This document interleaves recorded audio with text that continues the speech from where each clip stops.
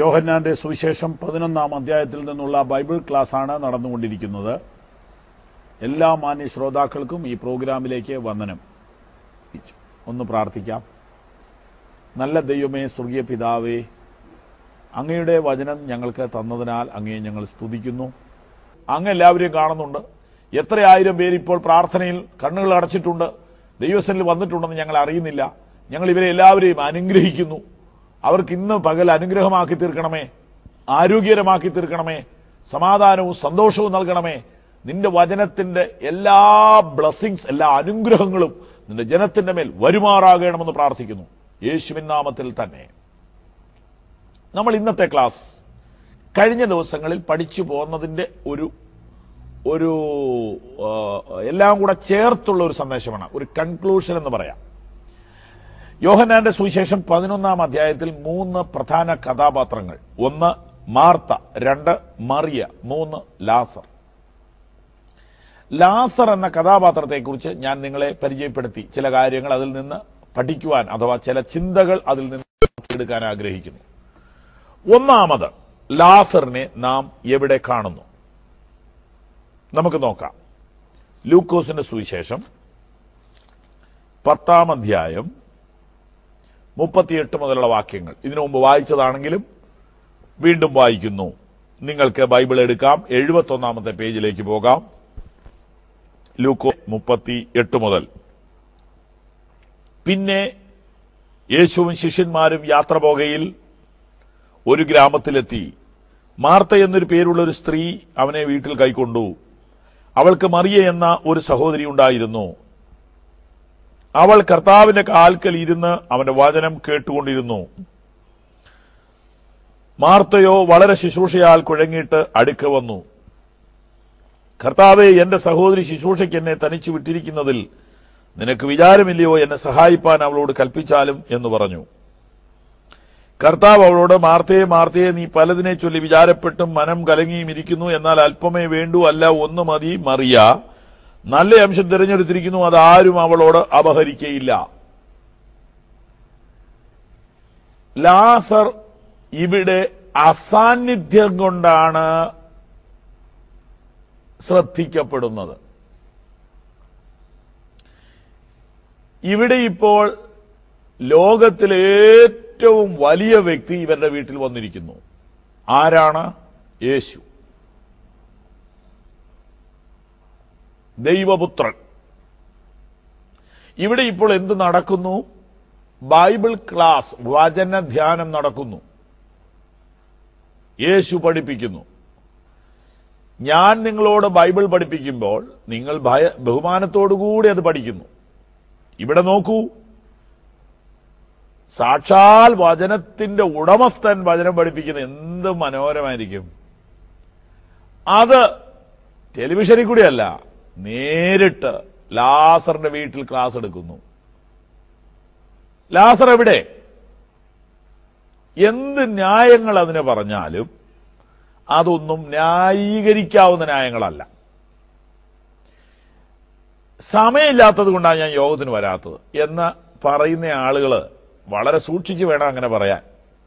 കാരണം സാക്ഷാൽ ഈശ്വരൻ എന്നാ പറയുക, എന്നാ ഇവന് സമയം അങ്ങ് കൊടുത്താലോ. ഞാൻ പറഞ്ഞത് നിങ്ങൾക്ക് മനസ്സിലായില്ലെങ്കിൽ വിവരിക്കാം. സൈക്കിളിൽ പാലും കൊണ്ടുപോകുന്ന ഒരാളോട് എന്റെ ഒരു സ്നേഹിതൻ എന്നും സുവിശേഷം പറയും, കർത്താവിന്റെ വചനം കൂടെ ഈ കൂട്ടത്തിലൊന്ന് കേൾക്കണേ, നമ്മൾ പെട്ടെന്ന് ഇവിടുന്ന് അങ്ങ് പോകും, ദൈവരാജ്യത്തിന് വേണ്ടി ഒരുങ്ങണമെന്നൊക്കെ പറയുമ്പോൾ പുള്ളി പറയുന്നത്, പാസ്റ്ററേ അതൊക്കെ സമയമുള്ളവരോട് പറ, ഞാൻ ഒട്ടും സമയമില്ലാത്ത ആളാ. പുള്ളി പാലും കൊണ്ട് ഇങ്ങനെ വിട്ടുപോകുകയാണ്. ഈ ദൈവദാസൻ പിന്നീട് പറച്ചിൽ നിർത്തി. ഒരു കുറെ നാൾ കഴിഞ്ഞപ്പോൾ അയാള് ഒരാളെ പറഞ്ഞു വിട്ടിരിക്കുകയാണ് ഈ ദൈവദാസന്റെ അടുത്ത്, എനിക്കിപ്പോ സമയമുണ്ട്, ഉപദേശിയോട് വരാൻ പറ. ഉപദേശി ഓടിച്ചെന്നപ്പോൾ സൈക്കിളിൽ നിന്നൊന്ന് വീണു. ഒരു 2 ആഴ്ചത്തെ റെസ്റ്റ് ഡോക്ടർ പറഞ്ഞിരിക്കും. ഇപ്പൊ സമയമുണ്ടായല്ലോ. അപ്പൊ ദൈവം തമ്പുരാന്റെ കാര്യത്തിന് വേണ്ടി സമയമില്ലെന്ന് പറയുന്നത് വളരെ സൂക്ഷിച്ചേ പറയാവുള്ളൂ. ദൈവം തമ്പുരാൻ സമയം ഉണ്ടാക്കി തന്നാൽ പിന്നെ നമുക്ക് വലിയ സങ്കടമാവും. അങ്ങനെ നമുക്ക് വരരുത്. സമയം ഉണ്ടാക്കണം. ദൈവമേ സമയം ഉണ്ടെന്ന് പറ. എന്റെ ചോദ്യം, ലാസർ എവിടെ?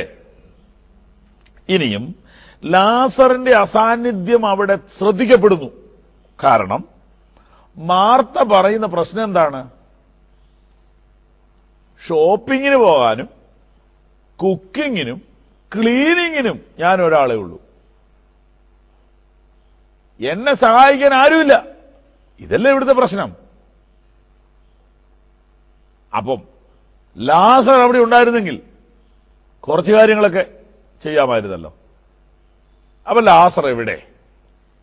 അറിഞ്ഞുകൂടാ. അസാന്നിധ്യം കൊണ്ട് ഇവൻ ഇവിടെ ശ്രദ്ധിക്കപ്പെട്ടിരിക്കുന്നു. യേശു നിന്റെ വീട്ടിൽ വന്നപ്പോൾ, വചനം നിന്റെ വീട്ടിൽ വന്നപ്പോൾ, അത്ഭുതം നിന്റെ വീട്ടിൽ വന്നപ്പോൾ, നല്ല ഇടയൻ നിന്റെ വീട്ടിൽ വന്നപ്പോൾ, വഴിയും സത്യവും ജീവനുമായവൻ നിന്റെ വീട്ടിൽ വന്നപ്പോൾ, പുനരുത്ഥാനവും ജീവനുമായവൻ നിന്റെ വീട്ടിൽ വന്നപ്പോൾ, നിന്റെ ഹൃദയ കവാടത്തിൽ വന്നപ്പോൾ, നിനക്കത് അറ്റൻഡ് ചെയ്യാൻ സമയമില്ലെങ്കിൽ അത് നിന്റെ കഷ്ടകാലമാണ്. ദൈവത്തിന്റെ വചനം കേൾക്കാൻ അവസരമുള്ളപ്പോൾ അതിനെ തള്ളിക്കളഞ്ഞാൽ അത് നിന്റെ കഷ്ടകാലമാണ്. ലാസറേ, ഈ സമയം നഷ്ടമാക്കരുത്. എന്തു പറ്റിയതായിരിക്കും? ജോലി സ്ഥലത്താണോ? എനിക്ക് തോന്നുന്നില്ല. അതിന് യാതൊരു ന്യായവും ഇവിടെ കാണുന്നില്ല. പിന്നെ എന്താണ്? എന്റെ നിഗമനം ഞാൻ നിങ്ങളോട് പങ്കിടാം. ഈ വിഷയത്തിൽ അവൻ അത്ര ഇൻട്രസ്റ്റഡ് അല്ല. ഏത് വിഷയത്തിൽ? ആത്മീക കാര്യങ്ങളിൽ. കുറ്റമല്ല, താല്പര്യമില്ല. എങ്കിലും അവൻ ക്രിസ്തു വിരോധിയല്ല. പെങ്ങന്മാരെ മതം മാറ്റാൻ വേണ്ടി ഒരുത്തൻ വന്നു എന്ന് പറഞ്ഞ് തല്ലുണ്ടാക്കുവോ, പാവപ്പെട്ട സ്ത്രീകളെ ഉപദ്രവിക്കുവോ, അവിഖ്യാതികൾ പറഞ്ഞുണ്ടാക്കുകയൊന്നും ചെയ്തില്ല. അങ്ങനെയൊക്കെ ചെയ്യുന്ന മിടുക്കന്മാരുണ്ടല്ലോ. സ്വന്തം പെങ്ങൾ സത്യവചനം വിശ്വസിച്ചപ്പോൾ അവളെ കുറിച്ച് അസഭ്യം പറയാൻ തയ്യാറായ ആങ്ങളമാരെ കുറിച്ച് എനിക്കറിയാം. എന്താ തെറ്റ്? ദൈവവചനം കേൾക്കാൻ പോയതിനാ പറയുന്നത്. അപവാദം പറയാനായിട്ട് ഭയങ്കര ഇൻട്രസ്റ്റ് ഉള്ള ആളുകളുണ്ട്. ആത്മീയ കാര്യങ്ങളെ പെട്ടെന്ന് അപവാദ കഥകളുമായിട്ട് കൂട്ടിയിണക്കുക.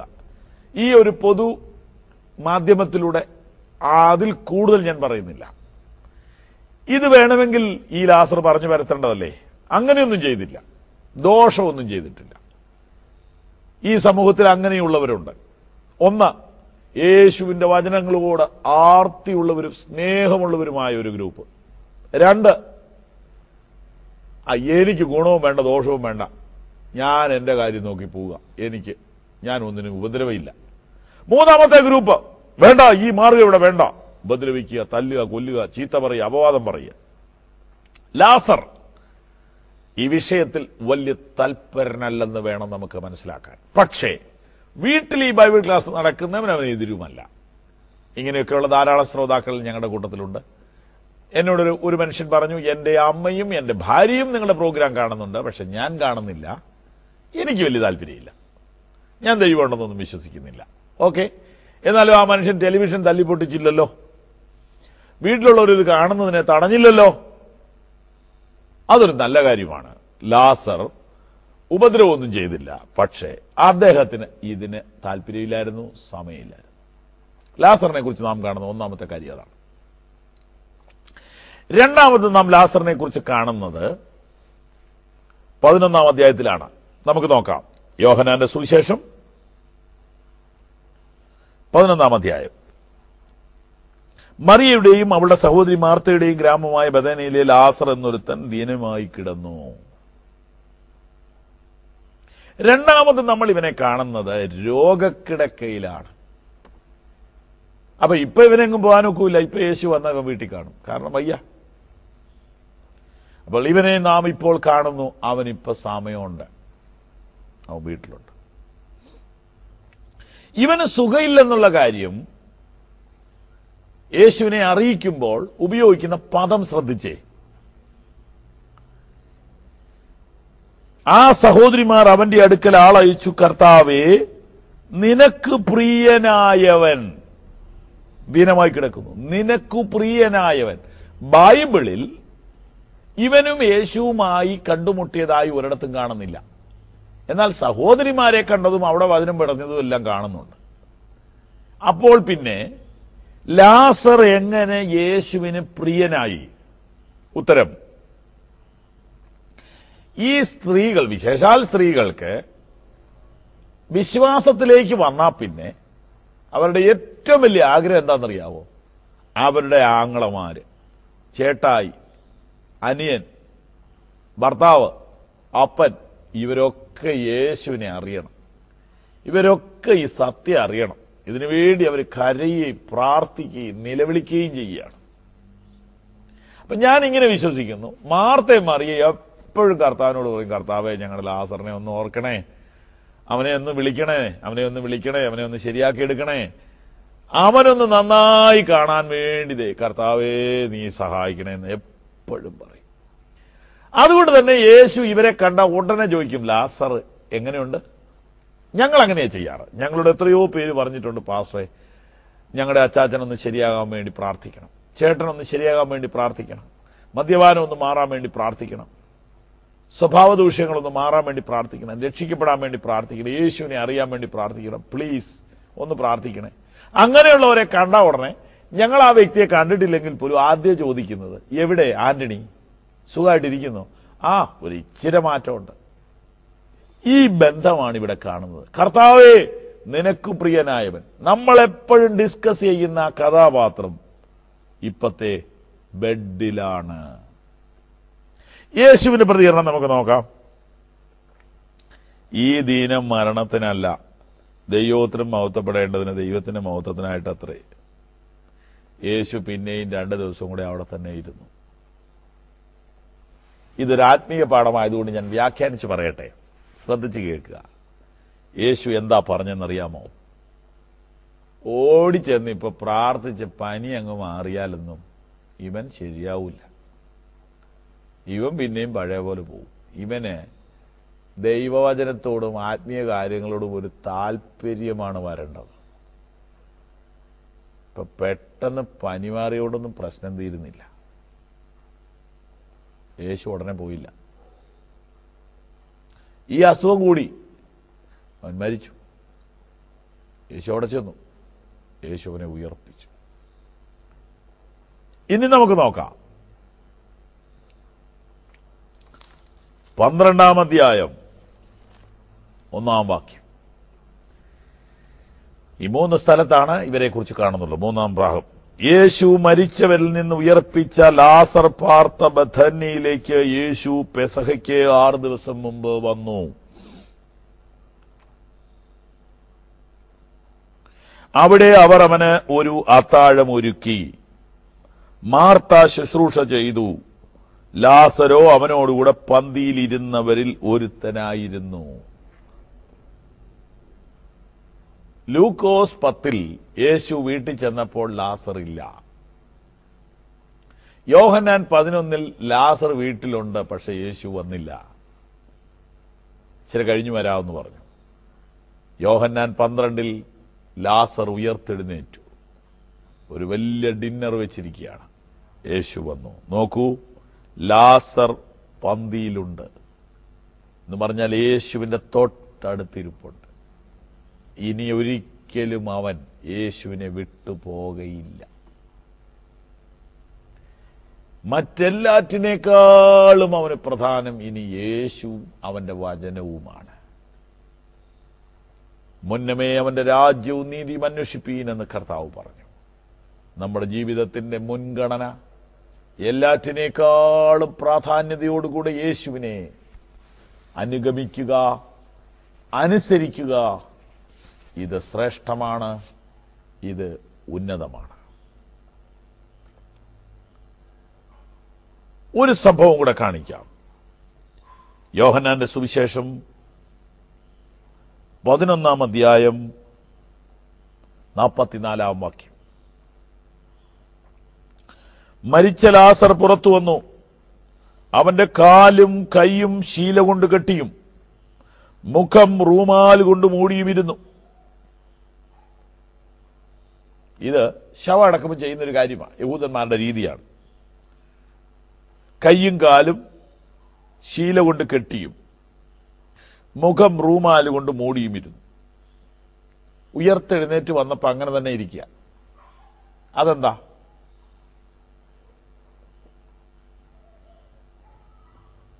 അവന്റെ കയ്യും കാലും കെട്ടിയും മുഖം മൂടിയും ഇരുന്നു. പക്ഷെ അവൻ ഉയർത്തെഴുന്നേറ്റിട്ടും ആ കെട്ടഴിഞ്ഞിട്ടില്ല. യേശു അവന്റെ മരണത്തിന്റെ കെട്ടഴിച്ചു. അത് മനുഷ്യനെ കൊണ്ട് അഴിക്കാൻ പറ്റില്ല. മരണത്തിന്റെ കെട്ട് മനുഷ്യനെ കൊണ്ട് അഴിക്കാൻ പറ്റുകയില്ല. അത് യേശു അഴിച്ചു, അവൻ പുറത്തു വന്നു. എന്നാൽ ശരീരത്തിലെ കെട്ട് മനുഷ്യൻ കെട്ടിയതാ, അത് മനുഷ്യൻ അഴിക്കാം. അതുകൊണ്ട് യേശു പറയാണ്, നിങ്ങൾ കെട്ടിയതൊക്കെ നിങ്ങളങ്ങ് അഴിച്ചേരെ, പിശാചി കെട്ടിയത് ഞാൻ അഴിച്ചിട്ടുണ്ട്. ഈ നമ്മൾ വ്യക്തികളിൽ ചില കെട്ടുകൾ ഇടുന്നുണ്ട്, നമ്മളായിട്ടിട്ടിരിക്കുന്ന ചില ബന്ധനങ്ങളുണ്ട്. നമ്മൾ അഴിച്ചാലേ ദൈവം പ്രവർത്തിക്കുന്നു. മരണത്തിന്റെ ബന്ധനം അഴിക്കാൻ കഴിവുള്ളവൻ ഈ തുണിയുടെ കെട്ട് അഴിച്ചില്ല, മനുഷ്യനോട് അഴിക്കാൻ പറഞ്ഞു. മറ്റൊന്ന്, ശവക്കോട്ടയിൽ വന്നപ്പോൾ യേശു പറയുന്നു കല്ല് മാറ്റാൻ യേശുവിന് പവറില്ലേ, ശക്തിയില്ലേ? ഉണ്ടല്ലോ. യേശുവിനെ അടക്കിയ കല്ലറയുടെ വാതുക്കൽ ഇതിനേക്കാൾ വലിയ കല്ല് വെച്ചു. ആരാ മാറ്റിയത്? അപ്പൊ ദൈവശക്തിയാൽ കല്ല് മാറും. എന്നാൽ ഇവിടെ വെച്ച പാഠം ഇതാണ്, നിങ്ങൾ വെച്ചത് നിങ്ങൾ മാറ്റണം. നിങ്ങൾക്ക് മാറ്റാവുന്നതും നിങ്ങൾ വെച്ചതുമായത് നിങ്ങൾ മാറ്റുക. നിങ്ങൾക്ക് അസാധ്യമായത് ഞാൻ ചെയ്യാം.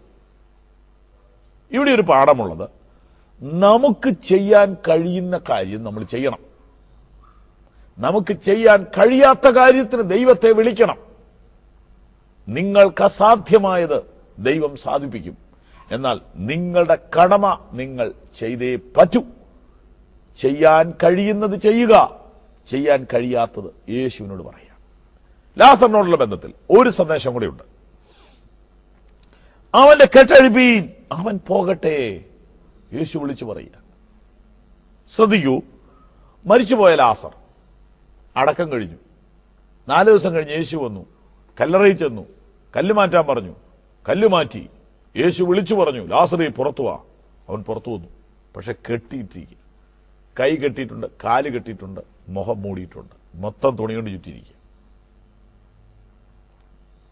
ഇവൻ ഈ പുറത്തു വന്നിങ്ങനെ നിൽക്കുമ്പോൾ ആരും ഈ കെട്ടഴിക്കാൻ വരുന്നില്ല. കാരണം മനുഷ്യന് പേടിയുണ്ട്. മരിച്ചുപോയൊരു മനുഷ്യൻ നാളെ നമ്മുടെ വീട്ടിലോട്ട് വരുന്നതായിട്ട് കണ്ടാൽ നമ്മൾ എന്തു ചെയ്യും? നമ്മൾ ഇറങ്ങി ഓടും എന്നുള്ളതിന് ഒരു സംശയമില്ല. ഇല്ലേ നമ്മൾ ബോധം കിട്ട് വീഴും. അതെങ്ങനെ വന്നെന്ന് അറിഞ്ഞുകൂടാ. നമുക്ക് അങ്ങനെ ഒരു ഭയങ്കര ഭയമുണ്ട് ഇതിനെക്കുറിച്ച്. എല്ലാവർക്കും ഉണ്ട്, ഒരാൾക്കല്ല, എല്ലാവർക്കും ഉണ്ട്. അപ്പൊ സ്വന്തം ആങ്ങള ലാസർ മരിച്ചുപോയി കരഞ്ഞു കൂവിയൊക്കെ നിൽക്കുക, യേശുവമ്പുരാൻ വന്ന് ഉയർത്തെഴുന്നേൽപ്പിച്ചിട്ട് ഇങ്ങോട്ട് ആരും അടുക്കുന്നില്ല. പ്രേതം മുഖവും മൂടി കയ്യും കെട്ടി നിൽക്കുക. യേശു വിളിച്ചു പറയും, അവന്റെ കെട്ടഴിക്കുക, അവൻ പോട്ടെ. ഇതിനകത്ത് ക്രിസ്തീയ സ്വാതന്ത്ര്യം എന്ന ഒരു സന്ദേശവും കൂടി എനിക്ക് പറയാനുണ്ട്. ഇവൻ ഇത്രയും കാലം കർത്താവിന്റെ മീറ്റിങ്ങുകൾക്ക് അറ്റൻഡ് ചെയ്യാതെ, ആത്മീയ കാര്യങ്ങൾക്ക് വരാതെ ഇരുന്ന ഒരാളല്ലേ. യേശു പറയാണ്, അവനെ കെട്ടിയിടണ്ട, അവന്റെ കെട്ടഴിക്കുക, അവൻ പോട്ടെ. വളരെ ശ്രദ്ധിക്കുക, അവനെ സൂക്ഷിക്കണം, പുറത്തു വിടരുത്, അവനിവിടെ നിൽക്കട്ടെ. അവനെ ഇനി മീറ്റിങ്ങുകൾക്കെല്ലാം കൊണ്ടു നടക്കണം, പ്രാർത്ഥനയ്ക്ക് കൊണ്ടുപോകണം, ബൈബിൾ ക്ലാസ് പഠിപ്പിക്കണം, പുറത്തോട്ടൊന്നും വിടരുത്, ചീത്ത കൂട്ടുകാരുടെ അടുത്തോട്ടൊന്നും പോകരുത്. ഇങ്ങനെയൊക്കെ ഈ വിലക്കുകൾ പറയുന്നത് ആരാന്നറിയാവോ? പുരോഹിതന്മാരാ, ഞങ്ങളെപ്പോലുള്ളവരൊക്കെയാ. സാക്ഷാൽ പുരോഹിതനായ ഈശോ പറയുന്നത് എന്നാന്നറിയോ? അവന്റെ കെട്ടഴിക്കാവും, പോട്ടെ. ഇവിടെ ഞാൻ ശരിയായ ആത്മീയ രഹസ്യം പറയാം. യേശുക്രിസ്തു ആരെയും കെട്ടിയിടുന്നില്ല. യേശുവിന്റെ മതം കെട്ടല്ല. മതങ്ങളെല്ലാം മനുഷ്യനെ ഇങ്ങനെ ബന്ധിച്ചിടുക. അനങ്ങരുത്, അങ്ങോട്ട് പോരുത്, ഇങ്ങോട്ട് പോരുത്, അത് ചെയ്യണം, ഇത് ചെയ്യണം, അത് കൊണ്ടുവരണം, ഇത് കൊണ്ടുവരണം. മതങ്ങൾ മനുഷ്യനെ ബന്ധിക്കുമ്പോൾ യേശു മനുഷ്യന്റെ കെട്ടഴിക്കും. അവന്റെ കെട്ടഴിപ്പിന് അവൻ പോട്ടെ. എന്താണ് ആ പറയുന്നത്? അർത്ഥം, അവന് ഇനിയും എന്നെ വിട്ട് പോകാൻ കഴിയില്ല. അവൻ പോയാൽ എവിടം വരെ പോകുമെന്ന് എനിക്കറിയാം. അവൻ പോവില്ല. നിങ്ങൾ അവനെ അഴിച്ചു വിട്ടോളൂ, അവൻ ഒരിടത്തും പോവില്ല. ഇതാണ് യേശുവിന് ആ വ്യക്തിയെക്കുറിച്ചുള്ള ധൈര്യം. അവന്റെ കെട്ടഴിപ്പിന് അവൻ പോട്ടെന്ന, അവൻ നിൽക്കട്ടെന്നല്ല പറഞ്ഞത്. അപ്പൊ മതപരമായ ഒരു ചങ്ങലയ്ക്കകത്ത് ആളുകളെ ബന്ധിച്ചിടുന്ന മാർഗമല്ല ഇത്. സത്യം നിങ്ങളെ സ്വതന്ത്രരാക്കും. തന്നിൽ വിശ്വസിച്ച യഹൂദന്മാരോട് യേശു, എന്റെ വചനത്തിൽ നിലനിൽക്കുന്നു എങ്കിൽ നിങ്ങൾ വാസ്തവമായി എന്റെ ശിഷ്യന്മാരായി. സത്യം അറിയുകയും സത്യം നിങ്ങളെ സ്വതന്ത്രരാക്കുകയും ചെയ്യും. ലോകത്തിലാരും ഇതുപോലെ സ്വാതന്ത്ര്യം കൊടുക്കുന്നില്ല. ബൈബിൾ സ്വാതന്ത്ര്യത്തിന്റെ ബുക്കാണ്. കെട്ടുകളെ പൊട്ടിച്ച്, ചങ്ങലകളെ മുറിച്ച്, നുകങ്ങളെ ഉടച്ച് ഫ്രീ ആയിട്ട് വിടുന്നു ബൈബിൾ. സദൃശ്യവാക്യങ്ങളുടെ പുസ്തകത്തിലും പ്രസംഗി എന്ന പുസ്തകത്തിലും പറഞ്ഞിരിക്കുന്നത്, മനുഷ്യൻ അവന്റെ ഇഷ്ടം പോലെ നടക്കട്ടെ. സഭാപ്രസംഗിയിൽ ഇങ്ങനെ ഒരു വാക്യമുണ്ട്, യൗവനക്കാരാ, നിന്റെ യൗവനകാലത്ത് സന്തോഷിച്ചു കൊള്ളുക. നിനക്ക് ഇഷ്ടമുള്ള വഴികളിലും നിനക്ക് ബോധിച്ചവണ്ണം നടന്നുകൊള്ളുക. എന്നാൽ നീ ഇതെല്ലാം നിമിത്തം ഒരു ദിവസം ന്യായവിസ്താര സഭയുടെ മുമ്പിൽ നിൽക്കേണ്ടി വരും.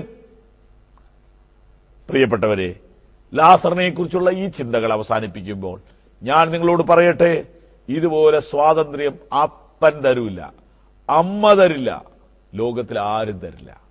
സുവിശേഷം നിങ്ങളുടെ കഴുത്തിനൊരു നുകം വയ്ക്കുകയല്ല, ഉള്ള നുകം ഉടച്ചു കളഞ്ഞിട്ട് നിങ്ങളെ വിടുക. എന്നാൽ സ്നേഹത്തിന്റെ ഒരു കയറ് നിങ്ങളിൽ അവൻ ഇടുന്നുണ്ട്. സ്നേഹത്തിന്റെ കയറിന് ഇരുമ്പ് ചങ്ങലയേക്കാൾ ബലമുണ്ട്. ഒരിക്കലും പൊട്ടിച്ചുകൊണ്ട് പോകാൻ പറ്റാത്ത സ്നേഹത്തിന്റെ ഒരു ബന്ധനമാണ് ക്രിസ്തീയ ബന്ധം. അവന്റെ കെട്ടഴിപ്പി അവൻ പോകട്ടെ. നമ്മുടെ കണ്ണുകൾ അടയ്ക്കാം, നമുക്ക് പ്രാർത്ഥിക്കാം. ഞങ്ങളെ സ്നേഹിക്കുന്ന സ്വർഗസ്ഥ പിതാവേ, യേശു ക്രിസ്തുവിന്റെ നാമത്തിൽ ഞങ്ങൾക്ക് തന്നുകൊണ്ടിരിക്കുന്ന അനുഗ്രഹിക്കപ്പെട്ട ഈ ബൈബിൾ ക്ലാസുകൾക്കായി സ്തോത്രം. മാർത്തയുടെയും മറിയയുടെയും ലാസറിന്റെയും ജീവിത കഥകളിലൂടെ യേശുവിന്റെ സ്നേഹത്തെക്കുറിച്ചും യേശുവിന്റെ ശക്തിയെക്കുറിച്ചും യേശുവിന്റെ സ്വാതന്ത്ര്യത്തെക്കുറിച്ചും ഞങ്ങൾക്ക് പഠിക്കാൻ ഭാഗ്യം തന്നതുകൊണ്ട് സ്തോത്രം.